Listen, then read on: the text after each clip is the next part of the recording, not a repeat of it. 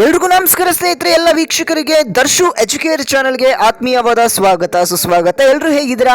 Super ಆಗಿದ್ದೀರಾ ಅಂತ ತಿಳ್ಕೊತೀನಿ.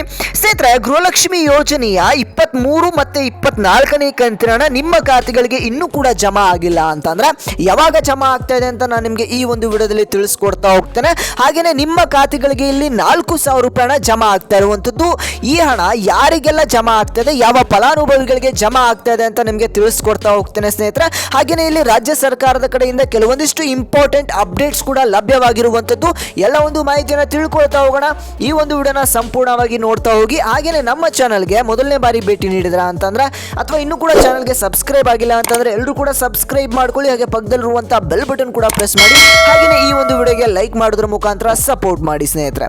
ಮಾಡಿದ್ರ ಲೈಕು. ಹಾಗಾದ್ರೆ ಬನ್ನಿ ವೀಕ್ಷಕರೇ, ವಿಡಿಯೋನ ಶುರು ಮಾಡೋಣ.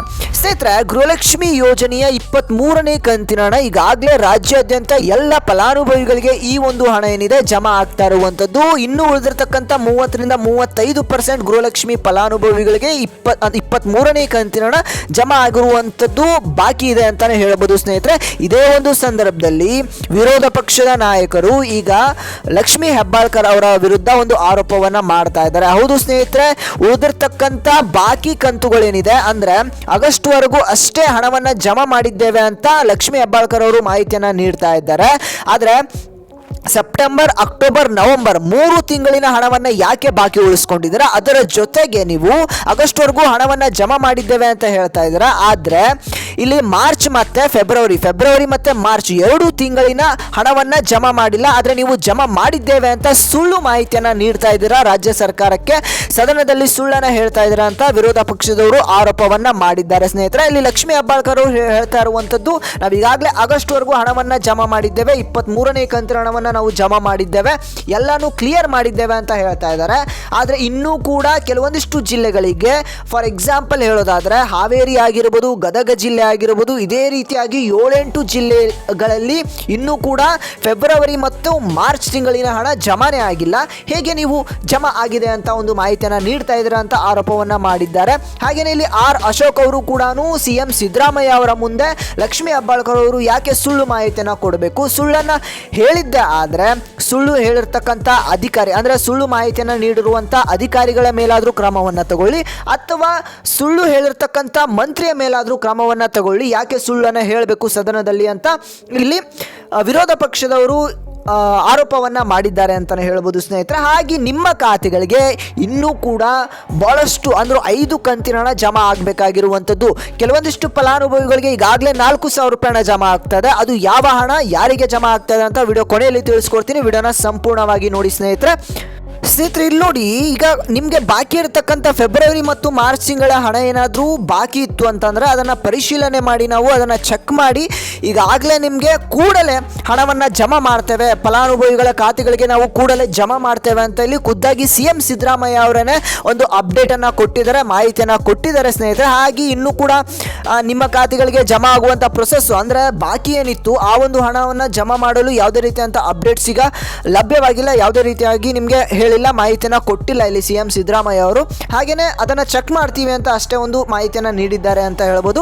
ಅದಕ್ಕೆ ಸಂಬಂಧಪಟ್ಟಂತೆ ಮುಂದಿನ ದಿನಗಳಲ್ಲಿ ಮಾಹಿತಿ ಬರುತ್ತೆ, ಅದನ್ನು ಕೂಡ ನಿಮಗೆ ತಿಳಿಸ್ಕೊಡ್ತಾ ಹೋಗ್ತೇನೆ. ಈಗ ನಿಮಗೆ ಫೆಬ್ರವರಿ ಮತ್ತು ಮಾರ್ಚ್ ತಿಂಗಳು ಬಿಟ್ಟು ಅಂದರೆ ಸೆಪ್ಟೆಂಬರ್, ಅಕ್ಟೋಬರ್, ನವೆಂಬರ್ 3 ತಿಂಗಳಿನ ಕಂತಿನ ಹಣ ಬಾಕಿ ಇರುವಂಥದ್ದು ಸ್ನೇಹಿತರೆ. ಹಾಗೆ ಈ ಒಂದು ಕಂತಿನ ಹಣವನ್ನು ಆದಷ್ಟು ಬೇಗ ಜಮಾ ಮಾಡಲಿ ಅಂತ ನಾವು ಕೂಡ ಕೇಳ್ಕೊಳ್ತೇವೆ. ಈಗಾಗಲೇ 23ನೇ ಕಂತಿನ ಹಣವನ್ನು ಜಮಾ ಮಾಡಿದ್ದೇವೆ ಅಂತ ಲಕ್ಷ್ಮೀ ಹೆಬ್ಬಾಳ್ಕರ್ ಅವರು ಹೇಳಿದ್ದಾರೆ. ಹೌದು ಸ್ನೇಹಿತರೆ, 23ನೇ ಕಂತಿನ ಹಣ ಈಗ ಜಮಾ ಆಗ್ತಾ ಇರುವಂಥದ್ದು. ಇನ್ನು ಕೆಲವೊಂದಿಷ್ಟು ದಿನಗಳಲ್ಲಿ ಯಾರಿಗೆಲ್ಲ ಬಾಕಿ ಇದೆ 23ನೇ ಕಂತಿನ ಹಣ ಅವ್ರಿಗೂ ಕೂಡ ಜಮಾ ಆಗುತ್ತೆ. ಹಾಗೆಯೇ 24ನೇ ಕಂತಿನ ಹಣ ಕೂಡ ಆದಷ್ಟು ಬೇಗ ಜಮಾ ಆಗುವಂಥದ್ದು. ಇನ್ನೂ ಕೂಡ 23ನೇ ಕಂತಿನ ಹಣ ಎಲ್ಲ ಫಲಾನುಭವಿಗಳಿಗೂ ಕೂಡ ಬಂದು ತಲುಪಿಲ್ಲ ಸ್ನೇಹಿತರೆ. 23ನೇ ಕಂತಿನ ಹಣ ಬಂದು ತಲುಪಾದ್ಮೇಲೆ 24ನೇ ಕಂತಿನ ಹಣವನ್ನು ಕೂಡ ಆದಷ್ಟು ಬೇಗ ಬಿಡುಗಡೆ ಮಾಡ್ತೇವೆ ಅಂತ ಇಲ್ಲಿ ಖುದ್ದಾಗಿ ಲಕ್ಷ್ಮೀ ಹೆಬ್ಬಾಳ್ಕರ್ ಅವರ ಕಡೆಯಿಂದ ಮಾಹಿತಿ ಈಗ ಲಭ್ಯವಾಗಿರುವಂಥದ್ದು ಸ್ನೇಹಿತರೆ. ಹಾಗೆ ನೀವು ಕೂಡ ಸ್ವಲ್ಪ ವೆಯ್ಟ್ ಮಾಡಿ, 23ನೇ ಕಂತಿನ ಹಣ ಬಂದಿಲ್ಲ ಅಂದ್ರೆ ಅವರು ಕೂಡ ಜಮಾ ಆಗುವಂಥದ್ದು. ಹಾಗೆಯೇ ಹೇಳ್ತಾ ಇದ್ದೀರಾ ನಮಗೆ 4,000 ರೂಪಾಯಿ ಹಣ ಬಂದಿದೆ ಅಂತ, ಕೆಲವೊಂದಿಷ್ಟು ಫಲಾನುಭವಿಗಳಿಗೆ 4,000 ರೂಪಾಯಿ ಹಣ ಬಂದಿದೆ ಅಂತ ಹೇಳ್ಬೋದು. ಹೌದು ಸ್ನೇಹಿತರೆ, ಯಾರಿಗೆ ಪೆಂಡಿಂಗ್ ಇತ್ತು ಅಂದರೆ 22ನೇ ಕಂತಿನ ಹಣ ಪೆಂಡಿಂಗ್ ಇತ್ತು ಅಂತ ಒಂದು ಫಲಾನುಭವಿಗಳಿಗೆ 23ನೇ ಕಂತಿನ ಹಣ ಜಮಾ ಆಗುವಂಥ ಸಂದರ್ಭದಲ್ಲಿ 22ನೇ ಕಂತಿನ ಹಣ ಜಮಾ ಆಗಿ ಅದರ ಜೊತೆಗೆ 23ನೇ ಕಂತಿನ ಹಣ 1 ಅಥವಾ 2 ದಿನದ ಗ್ಯಾಪಲ್ಲಿ 23ನೇ ಕಂತಿನ ಹಣ ಕೂಡ ಜಮಾ ಆಗಿರುವಂಥದ್ದು ಸ್ನೇಹಿತರೆ. ಹೀಗಾಗಿ ಅವರಿಗೆ 4,000 ರೂಪಾಯಿ ಹಣ ಜಮಾ ಆಗಿರುವಂಥದ್ದು. ಒಟ್ಟಿಗೆ ಇಲ್ಲಿ 4,000 ರೂಪಾಯಿ ಹಣ ಜಮಾ ಆಗಿಲ್ಲ. ಹಾಗೆ ಸ್ನೇಹಿತರೆ 23ನೇ ಕಂತಿನ ಹಣಕ್ಕೆ ಸಂಬಂಧಪಟ್ಟಂತೆ ಹಾಗೆಯೇ ಇಲ್ಲಿ ನಿಮಗೆ ಸೆಪ್ಟೆಂಬರ್, ಅಕ್ಟೋಬರ್, ನವೆಂಬರ್ ತಿಂಗಳಿನ ಹಣ ಈಗ ಜಮಾ ಆಗಬೇಕಾಗಿರುವಂಥದ್ದು. ಅದರ ಜೊತೆಗೆ ಹಾಗೆಯೇ ಫೆಬ್ರವರಿ ಮತ್ತು ಮಾರ್ಚ್ ತಿಂಗಳಿನ ಹಣಕ್ಕೆ ಸಂಬಂಧಪಟ್ಟಂತೆ ನೆಕ್ಸ್ಟ್ ಒಂದು ವಿಡಿಯೋಸಲ್ಲಿ ನಿಮಗೆ ಅಪ್ಡೇಟ್ಸ್ಗಳನ್ನು ತಿಳಿಸ್ಕೊಡ್ತಾ ಹೋಗ್ತೇನೆ. ಇದಿಷ್ಟು ಇವತ್ತಿನ ಒಂದು ಮಾಹಿತಿ ಆಗಿತ್ತು. ನಿಮಗೆ ಎಷ್ಟು ಕಂತಿನ ಹಣ ಬಂದಿದೆ, ಎಷ್ಟು ಕಂತಿನ ಹಣ ಜಮಾ ಆಗಿದೆ, ಹಾಗೆಯೇ ಎಷ್ಟು ಬಾಕಿ ಇದೆ, ಹಾಗೆಯೇ ನಿಮ್ಮ ಒಂದು ಜಿಲ್ಲೆಯ ಜೊತೆಗೆ ಹೆಸರನ್ನು ನೀವು ಕಮೆಂಟ್ ಸೆಕ್ಷನಲ್ಲಿ ಕಮೆಂಟ್ ಮಾಡಿ ಸ್ನೇಹಿತರೆ. ಇದಿಷ್ಟು ಇವತ್ತಿನ ಒಂದು ಮಾಹಿತಿ ಆಗಿತ್ತು. ಹಾಗೆಯೇ ವಿಡಿಯೋನ ಕೊನೆವರೆಗೂ ನೋಡಿದಿರಾ ಅಂತಂದರೆ ಎಲ್ರಿಗೂ ಕೂಡ ಧನ್ಯವಾದಗಳನ್ನ ತಿಳಿಸ್ತೇನೆ. ಹಾಗೆಯೇ ನಮ್ಮ ಚಾನಲ್ಗೆ ಸಬ್ಸ್ಕ್ರೈಬ್ ಮಾಡ್ಕೊಳ್ಳಿ. ಹಾಗೆಯೇ ವಿಡಿಯೋಗೆ ಲೈಕ್ ಮಾಡೋದು ಮರ್ತಿದ್ರೆ ತಪ್ಪದೆ ಲೈಕ್ನ ಮಾಡಿ ಅಂತ ಹೇಳ್ತಾ ನಾನು ಮತ್ತೆ ಮುಂದಿನ ಒಂದು ವಿಡಿಯೋದಲ್ಲಿ ಸಿಗ್ತೇನೆ ಸ್ನೇಹಿತರೆ.